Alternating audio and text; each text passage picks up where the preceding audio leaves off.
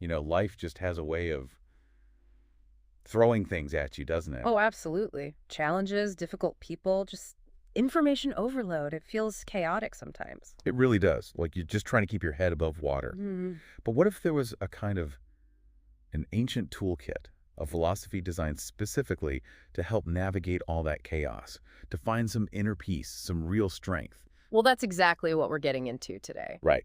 On this deep dive, we're exploring Stoicism. We've looked at a whole range of discussions, writings, basically distilling wisdom from the big names, Marcus Aurelius, Seneca, Epictetus. Yeah, the classic thinkers. But focusing on the practical side. Exactly. Our mission here is to pull out the most powerful, usable techniques, tools you can actually use to gain clarity, maybe control your reactions a bit better when things get intense, and really build that inner resilience. The unshakable quality. Yeah. So where do we even start building that kind of inner fortress? The Stoics say it begins with one core idea, right? It really does. The foundation is what they call the dichotomy of control. Okay, unpack that a bit. Yeah. Dichotomy of control. It's actually pretty simple but profound. Basically, the world breaks down into two bins. Bin 1, things you fully control. Bin 2, things you don't. And what's in bin 1? Not much, I'm guessing. Well, it's the important stuff. Your thoughts, your judgments about things, your choices, your actions, how you decide to react, your inner world, essentially. Okay, and bin 2. Pretty much. Everything else. What other people do or say, their opinions, external events, your reputation, even your health to a large extent. The past, the future, the outcomes, yeah. It's a big one. Huge. And Marcus Aurelius really nailed this, didn't he? That quote. You have power over your mind, not outside events. Realize this and you will find strength. Something like that. That's the one. Simple, but wow, it cuts right to the chase. Because we spend so much energy worrying about or trying to manipulate things in that second bin, don't we? Constantly. We get upset about what someone thinks of us. We rage about things we can't change. We agonize over stuff that hasn't even happened. It's exhausting. Yeah. And pointless from a Stoic view. So the path to strength isn't about wrestling the world into submission. No. It's about mastering yourself, that inner landscape Marcus Aurelius mentioned. Yeah. And it starts, crucially, in that little gap. The gap. Between something happening out there and your response in here, that pause. Okay. The moment before you react. Exactly. Something happens, maybe someone's rude, or you get bad news. There's that initial flash of feeling or a thought pops up. The Stoics say, hold on. That's not automatic. You don't have to react instantly. Right. You can pause. Look at that initial impression. Question it. Choose how you're going to respond that moment. That's where your real power lies. That's the first step to emotional control. Okay, that makes sense. So let's take that idea, focusing inward, choosing the response, and apply it. What about dealing with, disrespect, critics, haters online, that kind of thing? Yes. A very common, very modern, well, ancient too, I suppose, challenge. And the standard reaction is often to fight back, right? Defend yourself, argue. Definitely. But Stoicism offers a totally different angle. It suggests that most of the time, disrespect isn't actually about you. How so? It's more often a reflection of the other person's internal state, their own issues, maybe insecurities, ignorance, or just. They're having a terrible day and lashing out. So it's their stuff, not mine.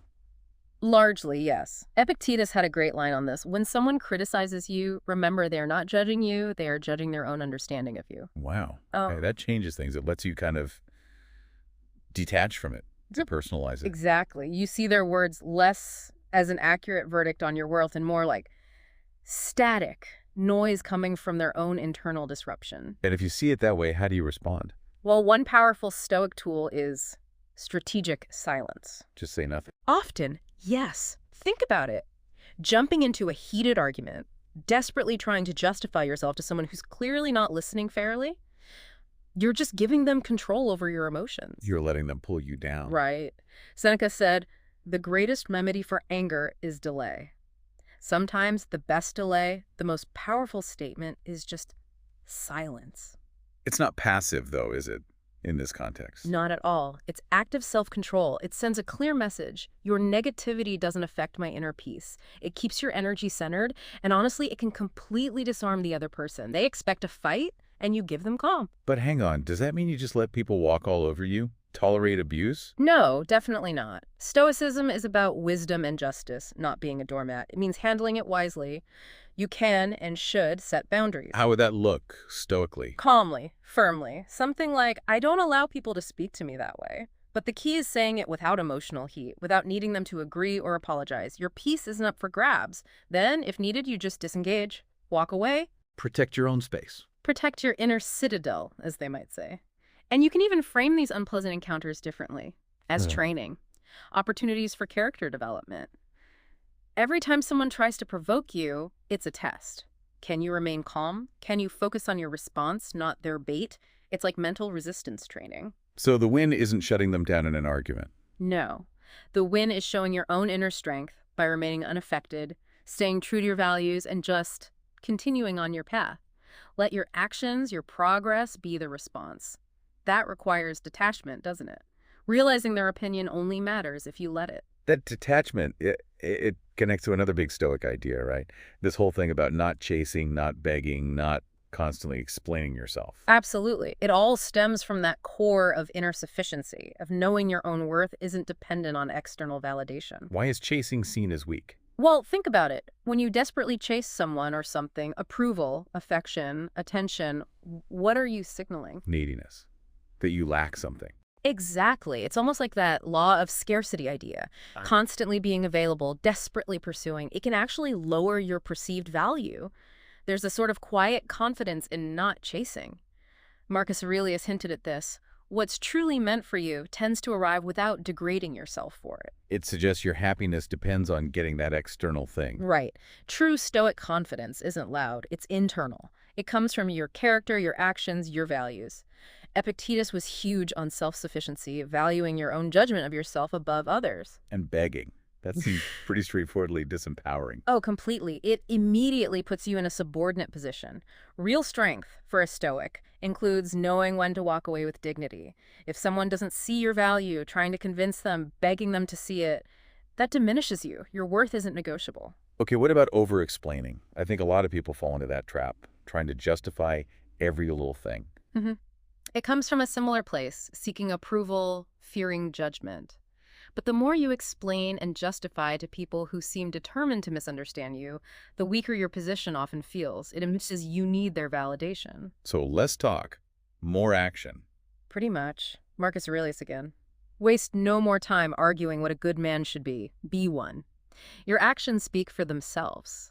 Silence, combined with confident, values-driven action, is often way more powerful than getting bogged down in explanations, especially with people who aren't engaging in good faith. You save so much energy that way, too. Immense energy, this kind of restraint, this maybe calculated indifference to external validation. It's not about being cold or uncaring. It's about consciously directing your energy where it counts your own mind, your own actions. Right. Okay, so we've talked about external challenges. Let's shift inward. How does Stoicism suggest we use internal challenges like hardship, even pain, to build that resilience? They didn't seem to advocate for avoiding difficulty. Far from it. They saw adversity as necessary, like a gymnasium for the soul. Seneca's line is perfect here. Difficulty strengthens the mind as labor does the body. So challenges aren't punishments, they're workouts. Exactly. They build mental muscle. Facing tough times makes you more adaptable, better at problem solving, more robust. You learn you can handle things. It's essential training. And using pain, that sounds intense. How does that work? It's definitely countercultural, isn't it? Our instinct is often to numb pain, escape it. The Stoics saw it differently. Pain, physical or emotional, isn't just something to endure. It's potentially a tool, a teacher. How can pain be a teacher? Well, pain has this way of stripping away the non-essential, doesn't it? It clarifies what really matters. It shows you your own limits, but also your potential for endurance. Epictetus said, difficulties show a person's character. It reveals what you're made of. Yes, and it can act like a compass. Maybe intense pain signals something needs to change drastically, or shows you what you're truly willing to fight for. Instead of just running from it, the idea is to sit with it, understand its message, learn from it. Can you give an example? Sure. Maybe turning the pain of heartbreak into real clarity about what you need in a relationship, or using the sting of betrayal to build much stronger boundaries. Loneliness could become fuel for deep, focused work or self-discovery. So the scars aren't just wounds. They're evidence of survival, of lessons learned, of strength gain. You look back and think, I got through that. I can get through this. The real battle is usually internal anyway, against that voice of fear or doubt. And the Stoics warned against getting too comfortable, right? Absolutely. Comfort can breed complacency. It can kill ambition and growth. They believed we're built for more than just ease. We're built to strive, to overcome, to grow, using discomfort, using pain to sharpen your focus, to fuel your drive. That's alchemy. Turning lead into gold internally. Okay, this is powerful stuff. But how do we make it practical, day to day? The Stoics were big on habits and discipline, weren't they? Hugely. They knew philosophy wasn't just for debating, it was for living. Consistent action is key. It's about controlling what you actually can control every single day.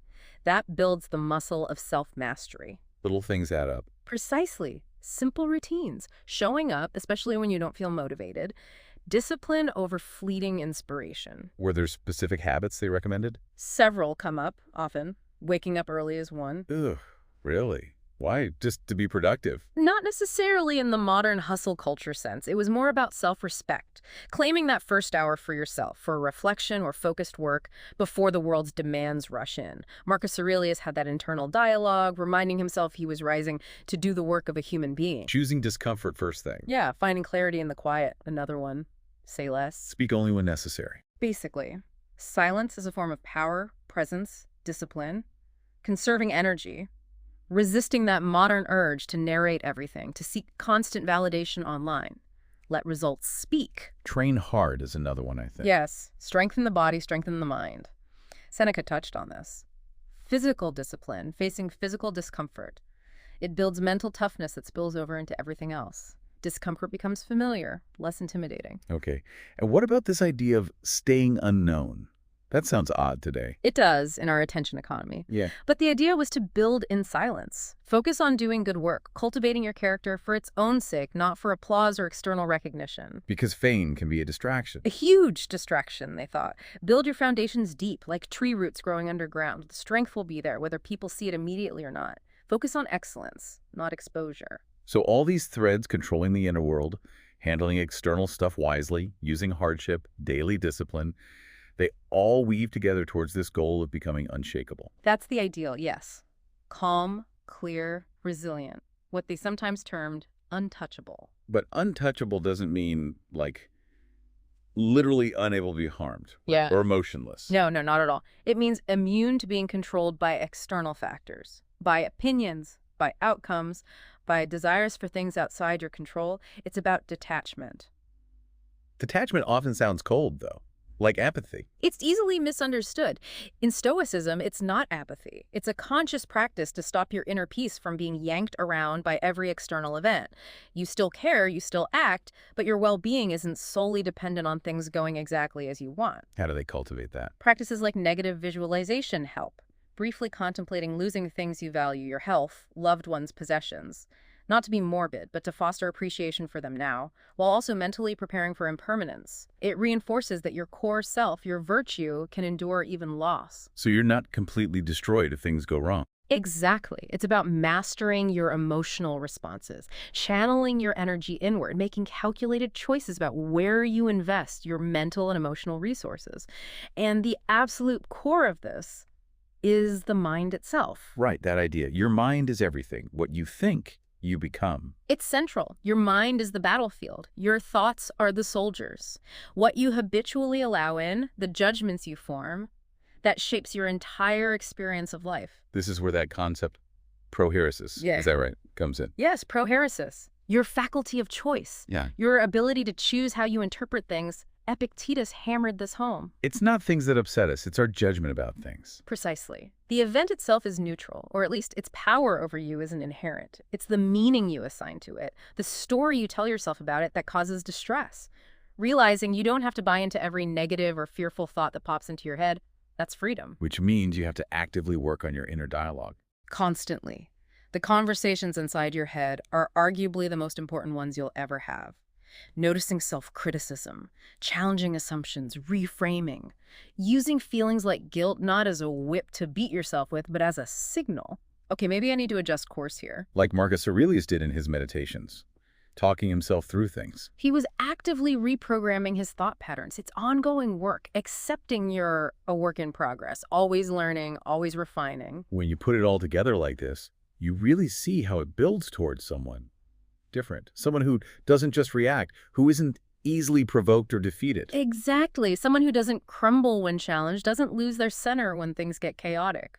Calmness, clarity, resilience. They become characteristics you've actively built. Rooted, stable, less swayed by the winds of fortune or opinion. That's the goal, building that inner strength, that stable core. So today we've taken this deep dive into Stoicism's practical lessons for a more resilient mind.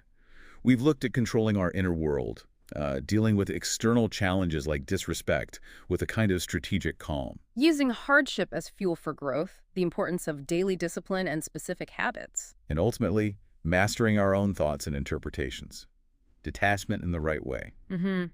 And the core message running through it all is pretty clear, isn't it? That real strength, real freedom, real peace, they don't come from outside. They're internal jobs, forged inside you through conscious effort, regardless of what the world throws your way. And for you listening, these aren't just abstract ideas, they're tools. Ancient, yes, but incredibly relevant tools you can start using now.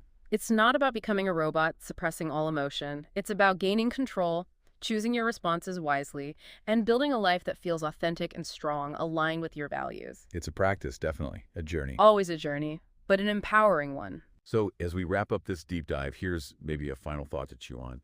If you cannot be swayed by external opinion, or broken by external events, or manipulated by external needs, who then is truly free?